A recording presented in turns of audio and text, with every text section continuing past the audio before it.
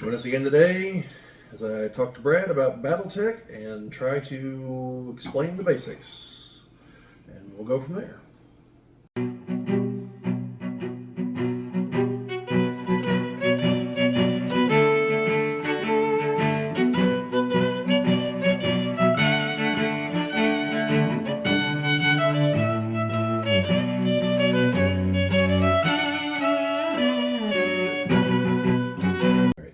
Welcome back to those of you who've been here before. Welcome to those of you who are new to the channel. I don't have everything laid out, but this is in fact going to be a BattleTech video. And today I'm going to kind of try to cover all the basics with Brad. Because Brad, as you put it, you're more into fantasy than sci-fi, generally speaking. I have been up to this point for sure, and just in general, my interest lies more towards traditional fantasy than sci-fi. But that's not to say that I don't enjoy the sci-fi too. So, but to this point, definitely as far as gaming goes, all fantasy, no sci-fi. Yeah. And kind of looking over our videos, I realized that some of our approach was a little scattershot, and we're going to be attempting to correct that. Not just here, but we have some other videos in mind. The ones I keep mentioning, the deep dives, those are coming. And at the moment, it looks like the Highlanders will be the first faction, unless anyone else votes otherwise. That is where the votes currently sit. So, if you would like to hear about any other factions, let us know, because that's where we're going first, apparently. And just to clarify this a little bit, what Bobby meant by scattershot was when we first started doing the BattleTech videos, or when Bob and Chad did. I'm not been on any, which is why we're here now. But they didn't start at the beginning, as it were. I think the first one was what, just like the Outstrike unboxing or something. Well, we started with a kind of a general, like, here's the universe, and it was kind of a right. You know, bits and pieces as we went along. We have done some, like, hey, if you're starting, buy this product first kind of videos, and we're going to link to those. Should be up here somewhere if I do everything correctly. Also, I'll try to put it down in the description, but because those are all still perfectly valid videos. But this is going to be more of a, so you just heard about BattleTech. What is it? Where does it go? What does it do? This harkens back to our very first video, the introductory video, where I laid out that I was a total noob, and that what made me so interested about this project at all was just Bob's brain and the ability that you can just go, hey Bob, talk to me about BattleTech, which is exactly what happened at his dining room table. And like an hour and 45 minutes later, I was like, Bob, I gotta go, man. And he was still rolling. I mean, so this is, hey Brad, you're brand new at this. This is BattleTech. So I know there's other reviews out there, and one of our regular commenters, the Charbroiled Beefcake, thank you for staying engaged, her. But I know that he too is, he's even gone as far as to buy some of the sets. Have bought nothing. Yeah. But Bob. So yeah, I'm a noob. I know nothing, and Bob is going to lead me by the hand like a newborn baby. Yeah, and so it won't be this video because I don't have everything set up, but just in general, we'd already talked about doing a Let's Play video. And so now that's all going to be, you know, everything's going to look a little more coherent once we get to that, which should be very shortly, hopefully. So, oh, one more thing. Good. This is also, this is in response to a couple things. One, just that the BattleTech videos that Bobby and Chad make perform better than any other videos on this channel. So we want more of that. Not just because, you know, grow the channel, but you know, we said from the beginning, we'll give you all what you want, and more of you that are watching these videos on this channel like BattleTech than the other things. So there's that. Also, with the recent kerfuffle that happened in January with you know, the people, the folks on the coast. The folks on the coast. Like many people, we started talking about exploring other systems. So this is kind of an extension of that too. We're also, I know the video that Bobby just put out yesterday or the day before, talked about us doing some Pathfinder 2 stuff and projects that we're working on and et cetera. So that is still a thing. Just cause we won, which we did, by the way. But just because we did doesn't mean that I trust them or have forgotten what they tried to skim past us, and nor have we forgotten all the third-party creators and the community around them that came together for this. And so we want to continue to support them and even increase our support of them and encourage you all to do the same. Yes. And we will hopefully, somewhere right around the time this video premieres, within a matter of days, hopefully, we should also have a video with our collective thoughts and desires and whatnot on the whole Wizard of the Coast situation. So look for that too. But so with the BattleTech, Brad, where do you want me to start exactly? Well, I mean, I've already got some lore, right? I understand basically.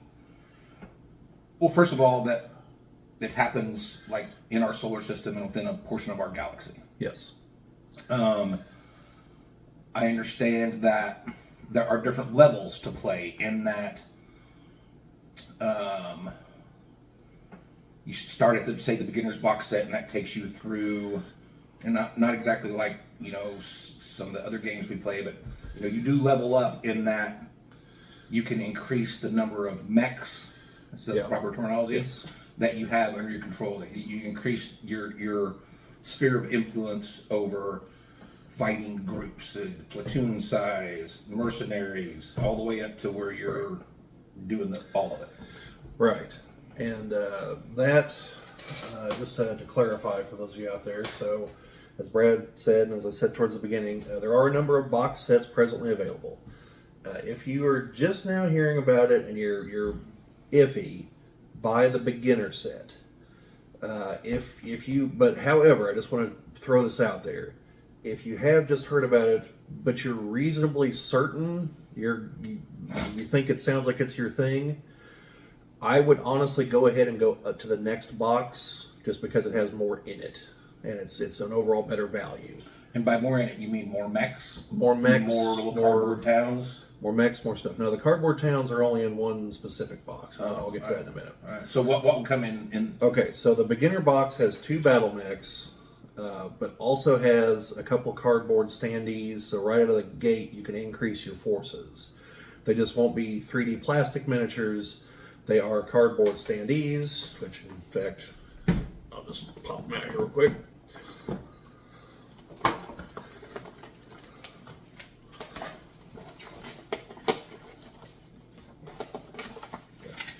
Give a definition of real quick.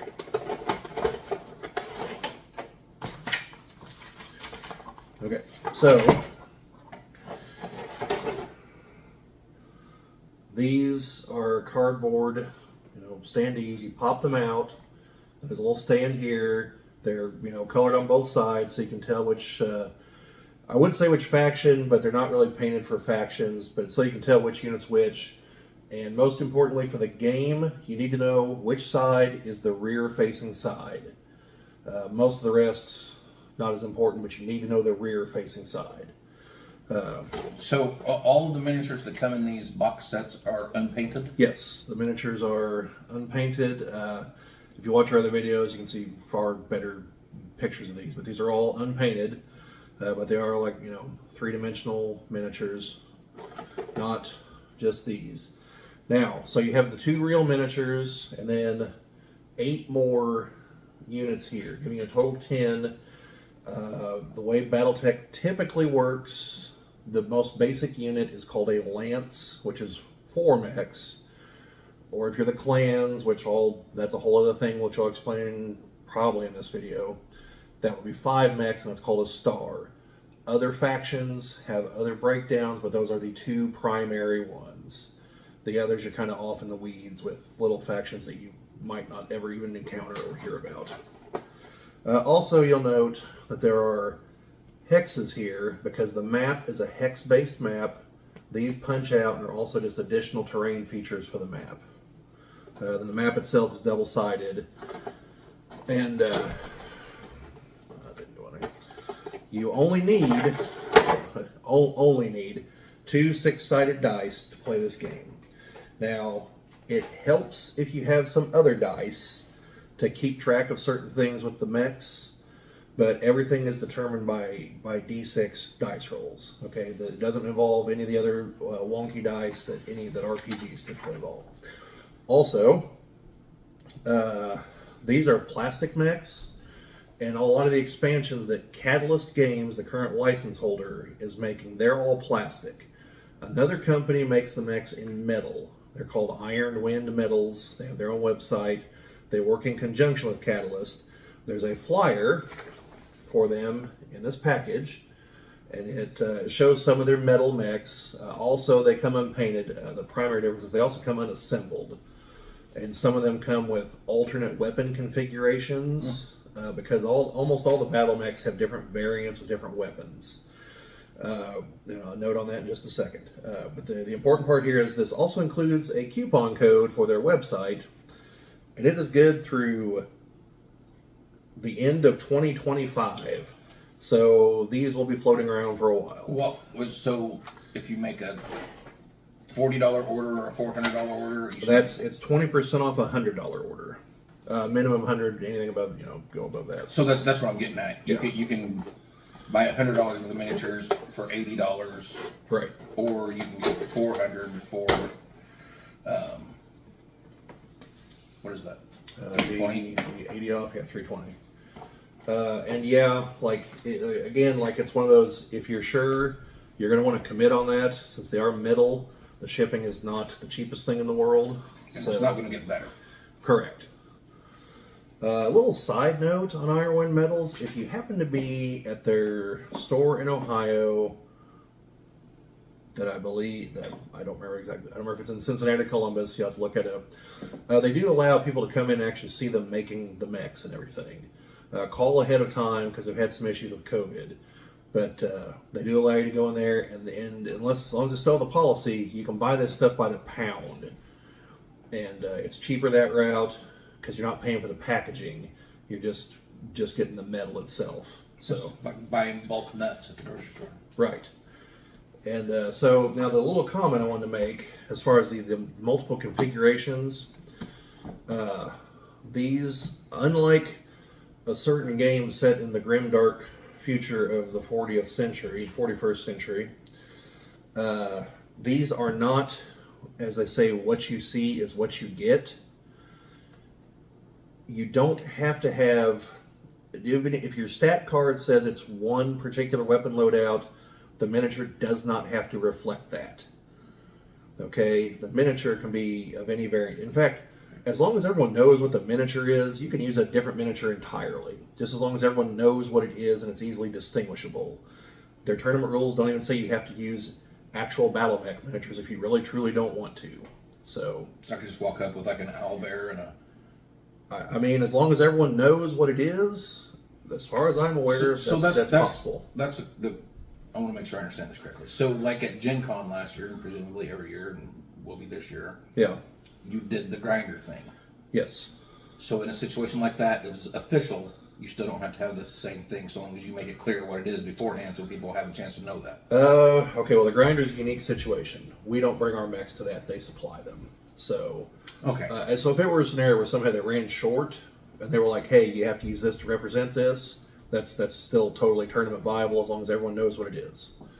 So but if it were we bring our own stuff, as it's supposed to be, as long as everyone understands what it is. It's like your owlbear scenario. As long as you don't bring two owlbears, say they're two different mechs and they're indistinguishable figures, I would think you'd be all right, as long as it doesn't screw with like the hexes on the map. I think that's probably the other consideration you have to take into account. There's size. Yeah, sure. And again, some way to distinguish what the rear facing is, because that's important for the rules. You can't just bring a pawn from a chess set. I wouldn't. I mean, I think you could. I suppose if you painted like one edge and said that's the back side. Sure. I mean, as far as that's what they say. I've never seen it in action, but That is what they say, and that's what the folks at Catalyst say. So, well, I don't know that I'll ever find myself in a tournament situation, but right. some of you out there might. Yeah, but like I said, that is the official line, so, you know. Okay, so the beginner box, like I said, has the 2. It also has the cards for the Alpha Strike variant of the game, which I will explain in a moment.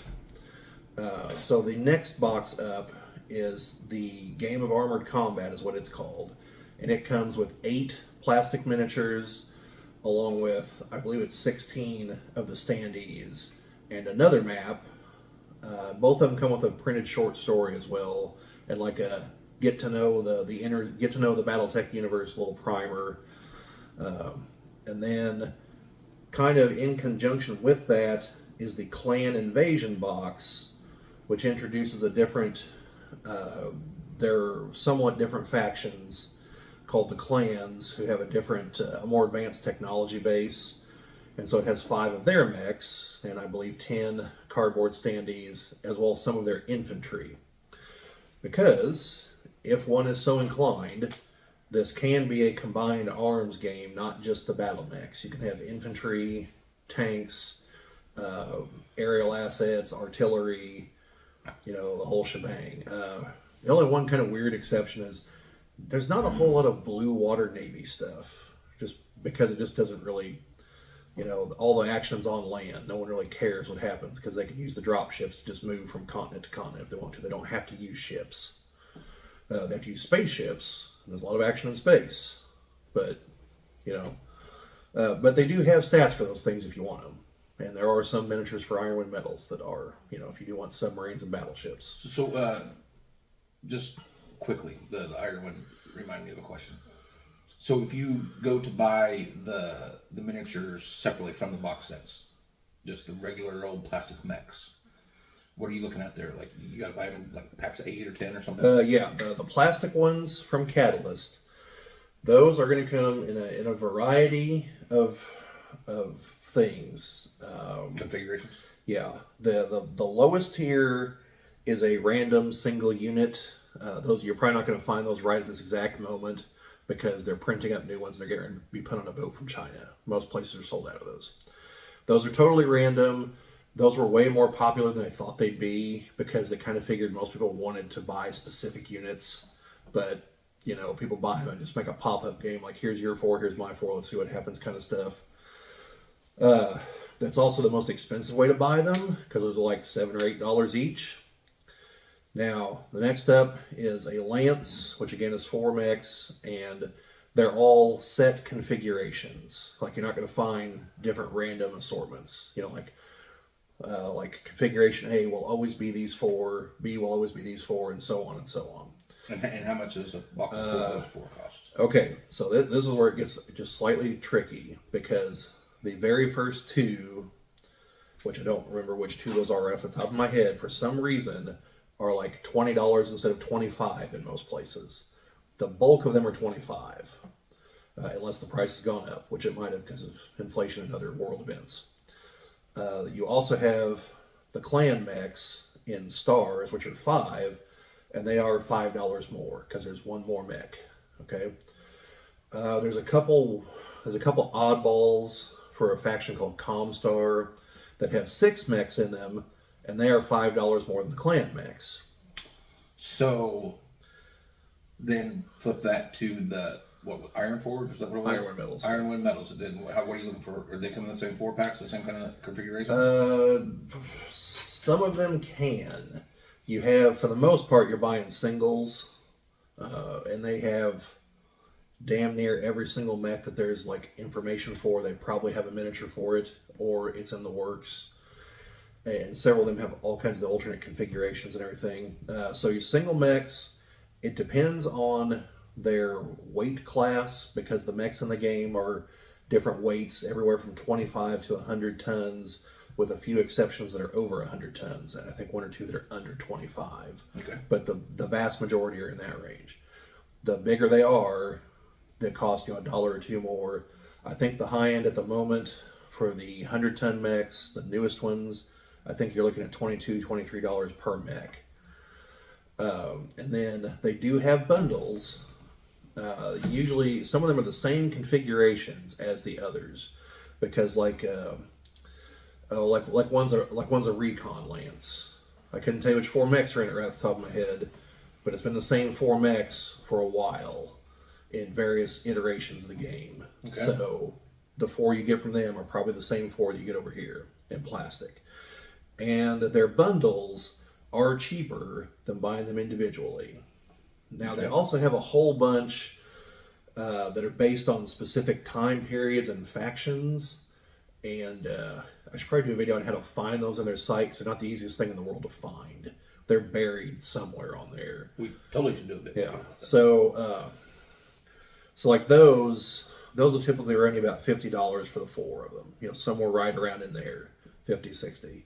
Which, you know, if they're $20 a piece, you're saving some money right there off the bat. So, but if you go bundles in both directions, metal ones are twice as much as the plastic ones, and if you buy them separately, they're 3 times as much. Yeah, and a lot of people will swear by the metal miniatures being more detailed, and I believe they are in comparison. It's just, for me, it's a matter of I don't have to put them together. They don't weigh a ton when I get a whole bunch of them together, and I don't have to worry about them falling apart. Right. But I still have to paint them, but either way.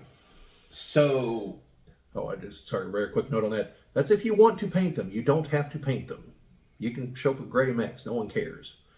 Just as long as you can note that they're yours. That's all that matters. So. Lost it. Yeah. If it comes back, jump in. So like I said, those 2 boxes pretty well go together. And the upcoming Mercenary box, which is going to be on Kickstarter in a little under 2 months. It's the end of March.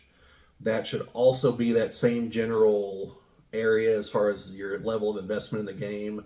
That will include vehicles, though. So that's going to start to include the basic rules for combined arms, which is really just the vehicle rules. Like there's nothing special. You just need to know how much damage the vehicles do, what happens when they get hit, their mode of movement. You know, it's not like, oh, combined arms. Okay, well now I've got to do X, Y, and Z. No. And I get the impression from online comments that things tilt a little more towards all mechs and no combined arms, but the people that like combined arms love combined arms because there's all kinds of nasty tricks that infantry and vehicles can do against battle mechs that the battle mechs cannot do in return. So this seems to me kind of like a not apples to apples analogy, but some people like 5e because of its accessibility, basically, and it's kind of simple. Not really simple, but kind of simple, comparatively speaking, to 3.5 or Pathfinder 2 or whatever. Yeah. Same kind of deal. People that like the 3.5 or Pathfinder, they like it because there's more. It's deeper. It's more intricate.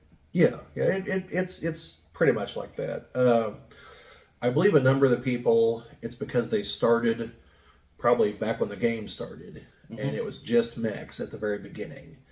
And the feel of the game for the time period the very first sets were set in is very much it's described as Mad Max in space, essentially. 4 titanic wars have raged across 2.5 centuries and basically damn near destroyed the industrial base of most of the major powers. You literally have a lance of battle mechs is fighting for the fate of a planet. Whereas as the timeline advances, technology is recovered, armies are raised, and so by the current time period of the game, that the first time period would be 3025 by AD, our calendar, versus 3152 is the present farthest point in the game. And at this point, you're talking, massive armies, hundreds of battle mechs fighting for planets at this point. So per planet, to be clear, not like this empire has 100 battle mechs, but no, they can throw 100 some odd battle mechs at this one planet, and that's undreamed of in 3025. So the game definitely changes as you move up through the time frame, and a lot of people have certain time frames they prefer. Sure. And a lot of people are back at the beginning, because the first big event is basically the clan invasion, and technology in the game just was instantly turned on its head by the clan battle mechs. And a lot of people didn't like that. So they stop before that ever happens. But everything else is descended from that, and so everyone else is kind of caught up technologically to the clans at this point in the timeline. So yeah, then the other box set is for Alpha Strike, which is a different version of the game. Because the main game, you have a full-size sheet of paper for each battle mech that has a drawing, like a wireframe drawing. It's a generic. It's not like tailored to each one. But it does show like armor points, like where all the critical stuff in it is, like the engine gyros and the heat sinks, the weapon parts, the munitions. And if you take hits in certain parts, it starts crippling the battle mech. Like you can take a hit where there's like a bunch of where you store the munitions. And if all the rolls go wrong for you, they're going to explode. And it's going to like probably take a big chunk of the battle mech with it. If you get hit in the engine just right, the battle mech's just it's dead. If you get hit in the head just right, you're dead because that's where the pilot sits. If you get hit in the arm and it hits a critical part of the weapon, for the rest of the match, the weapon doesn't work. You know, so it's definitely a game of attrition. Alpha Strike is very stripped down. It's a matter of like, you have this many armor points, this many structure points, your weapons do this much damage at these ranges, you've got these special abilities, this speed, go. Like everything's on a little stat card about like this. And a lot of things can be killed with one hit. So its whole deal is it plays faster, which also allows you to play a lot more mechs when you play it. Because regular BattleTech can take over an hour for a 4-on-4 battle mech game. Just because there's a whole lot of missing. And unless things go really your way, it takes a while to destroy your enemies. A 4-on-4, 2 people, 4 mechs each? Yes. Whereas Alpha Strike, in that time frame, you can play 3 or 4 lances against each other, you know, anywhere from 12 to 16 battle mechs, because you're just going to be blowing each other away really quickly. So it's more for mass, either really fast or for mass battles. It also has another advantage if you prefer combined arms. It's integrated from the get-go in the main rules. So there's none of this, oh, I need this rule book and this rule book. No, there's a rule book for Alpha Strike. Whereas the main game has Total Warfare, that's the primary rule book, that covers battle mechs and infantry, ground vehicles, air vehicles to an extent. And then you have other rule books that expand upon that. Okay, I believe there actually is one for aerospace rules that probably has to do more with the actual space part of the aerospace, because aerospace is not just space, but it's also in the atmosphere. Inner space and outer space? Yes, the jets can do both. There are rules for atmospheric only, like say an F-16 or something, but most of they're dual purpose because the fight starts in space and it works its way down to the planet. So you have the rule books, like Brad kind of said, each one basically expands the sphere of potential influence for your game. You've got your basic is basically a battle. It might have rules for like a longer campaign. I personally prefer Alpha Strike at the moment, so I don't have a bunch of the other rule books. And then you can go like commanding a whole company, which I believe is 3 or 4 lances, to all the way up to we're one of the 5 major factions that controls the universe, and you're commanding legions of forces across the galaxy, kind of thing. Spice must flow. Yeah. So it's just different levels. And then there's also one book that actually covers alternate timelines. Because obviously, just like with an RPG, even if you start with, okay, we're taking this snapshot, the moment you begin playing, you're off on your own thing. Okay? Because things are not going to follow the novels. That's just the way it works. And that's good. You want it to be your own thing. But they also actually have a handful of official alternate timelines that they did as Christmas things and Halloween things, as just little free things, but they really caught on. So, you know, they kind of lay the groundwork for each of them, and then they're like, okay, now go with this instead, you know. So, those are the box sets. And I mentioned the Iron Wind Metals miniatures. So that's where you get all the pieces. Now, one thing... Oh, go ahead. I was just going to suggest an edit timeout. We're approaching a half an hour. Could we break this up into 2 videos? Well, we could. I was really just going to make one other point real quick. Okay. So, the only other, like, big point to make here at the beginning is BattleTech very much, for those of you that are unaware of the concepts, there's a thing called fluff and there's a thing called crunch when it comes to games. BattleTech has a whole lot of books floating around, okay, which I'm going to show you a couple of them here real quick here in a second to illustrate my point. Most of them are fluff. The only ones that are crunch are the ones I mentioned, like Total Warfare and the others, and I'll list them down in the description. Everything else, like the novels, for instance, like this is all fluff, okay? There's no game rules in these at all. Although, as I'm going to show in the review once I get around to reading it, there's all kinds of artwork in the back of this one. It's really cool. That's the one that just came out. That's the Damocles sanction. Better get that right. So then you have books like this. This is a technical readout. I covered these in one of our other videos, but these are literally like just books full of, you know, battle mechs, vehicles. They've got stats, and in theory you could reverse engineer these to make a record sheet.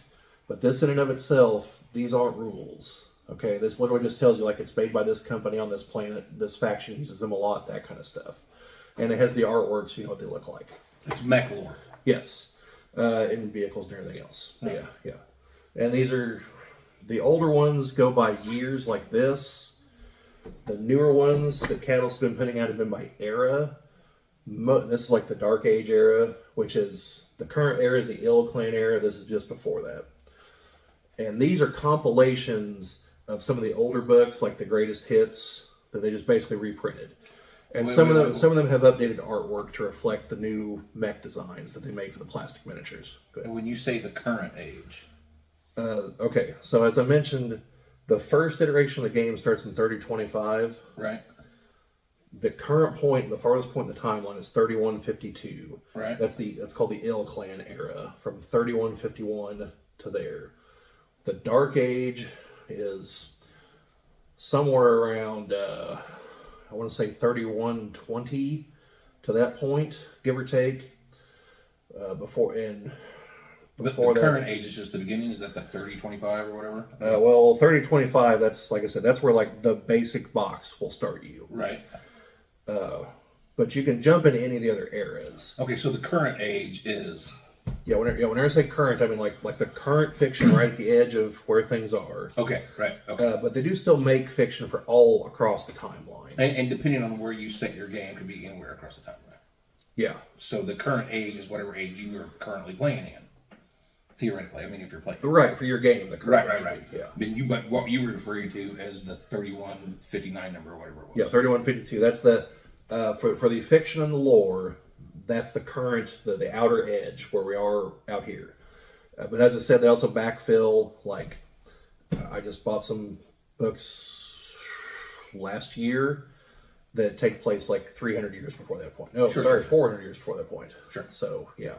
The BattleTech timeline is quite long. Like I said, it's 3152 AD, so they have things to fill in between now and then. But since the game's from the 80s, let's just say real world history and their history didn't quite line up. And then just another example of these handbooks. These are for the great houses and other major factions. But again, this is all just lore in here. Okay, you got pictures describing characters. This describes the house like from its founding up through some date that's mentioned in the book. And there's a little forward in each of the books, like who the book's supposed to be written to in universe, things like that. But yeah, almost all these books are it's just fluff. Okay, you don't need any of this. This is all just to give more depth of field. Yeah, I wouldn't know what I was going to go with, but I've totally lost the word, the phrase I was going to use there. Context. It's to give context to what you're doing. If you do decide to choose a real faction, you can create your own factions if you want to. Everything about them is in some book somewhere. And if it's not available in print, almost all the old books are available on Drive-Thru RPG or Catalyst website as a PDF. But more and more of the older books are coming back as print on demand. The only real ones they're having a hard time with are these. Has something to do with the landscape layout versus the normal book layout. I don't know the problem. It's a technical one beyond my means. But, so yeah, that was the only other point I was going to make is if you don't want the fluff, make sure you're buying a rule book. And like I said, I will list them in the description. The rest is nice. I like the fiction and everything, but like it's not necessary at all to play the game if that's your only goal. Right. So that all of the books, all of the lore books, that's just entertainment.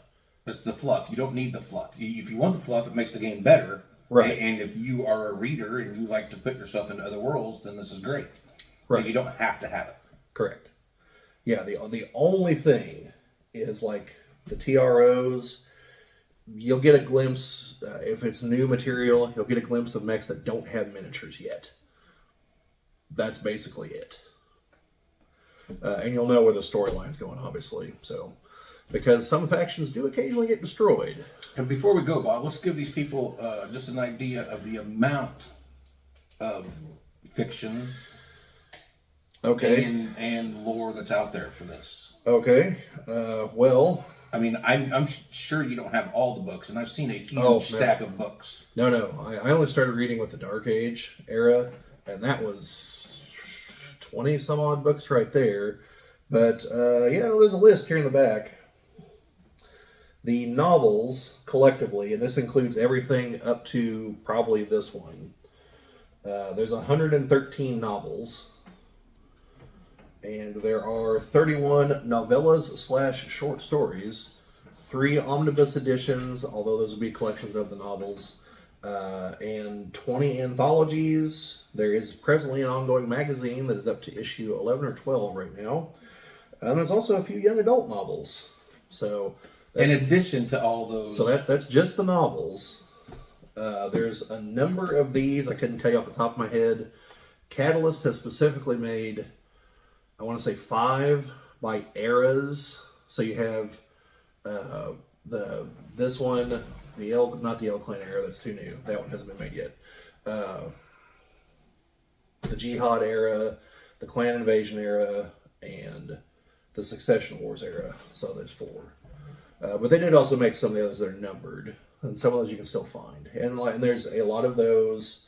The handbooks that I just showed, there are 6. Because there's one for each of the houses, and there's one for the periphery. Those are the tiny nations out on the fringe. Because the whole, like, in the fiction, mankind is spread in a roughly circular pattern if it was on a flat map from Earth. And it's called the inner sphere because it's actually a sphere in space. And the main groups control most of it, but on the fringes are little rinky-dink, hey, they got 10, 12 planets instead of, like, the hundreds of planets that the other main factions control. So that's what the periphery nations are. They have their own book as well, which is actually a rather interesting book, but I'm not going to go into it right now. So, yeah. Yeah, so... And then there's a bunch of others like Field Report 3145 and all kinds of other different years. They're like an update of like, well, here's where the war stands right now. And there's books about... there's just all kinds of just other books. The point being, you can dig deep. Yes. And that's before you get into the products that thus far are only in PDF format that haven't even got to print yet. Catalyst has been pumping those out like there's no tomorrow too. Those are like, there's like Spotlight on, and they'll pick a random planet that like doesn't get much attention. Including, I believe, up to this point, Bob. The planet Bob? Yes, the planet Bob. And yeah. It's kind of funny.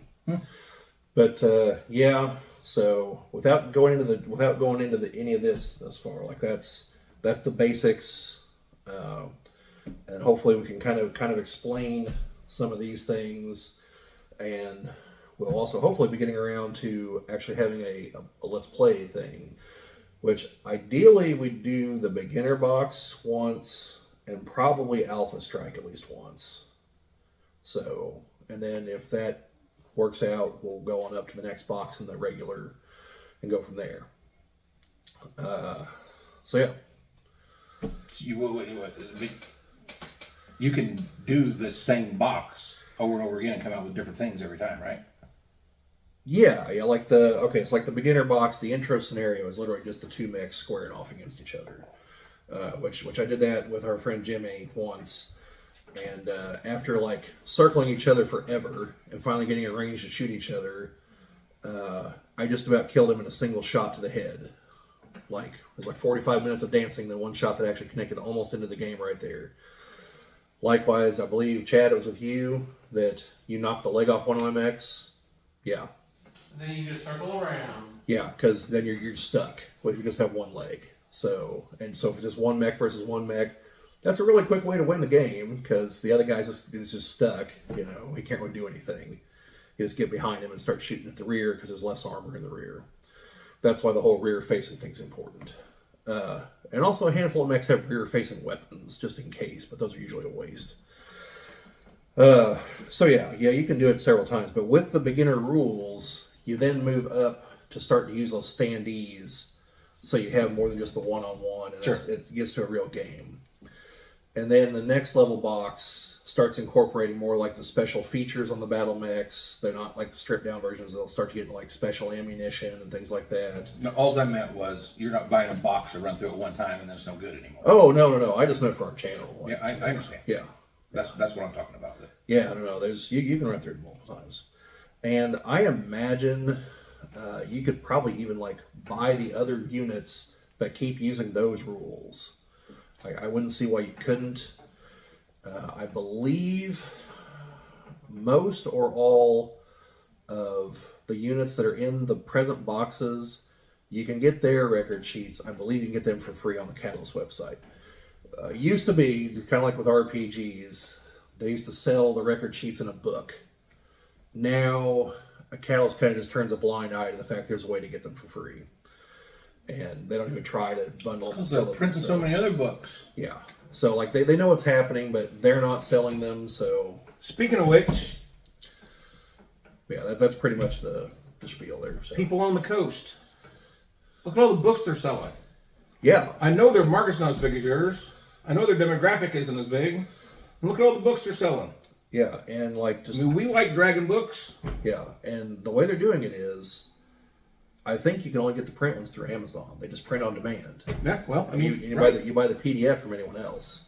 Sure. So...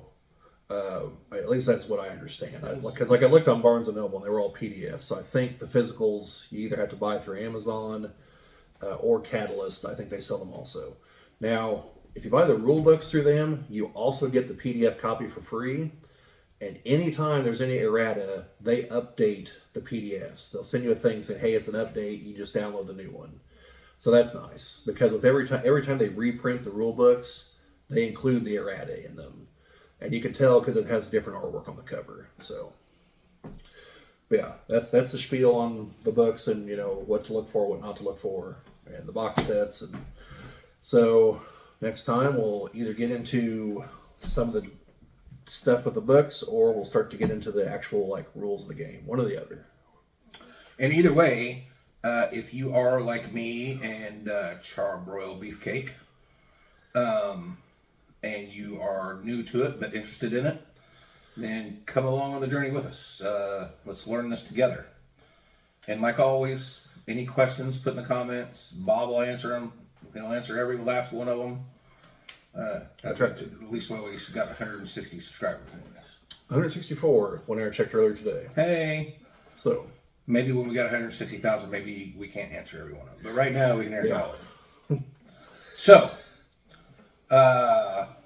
come along with us, learn with me, and, make that algorithm dance. Yeah, and also keep an eye out. There are other BattleTech videos that we are still doing in the works. This is kind of supplementary to all that. Sure. So keep an eye out for the others. We're trying to keep up to date on the upcoming Kickstarter.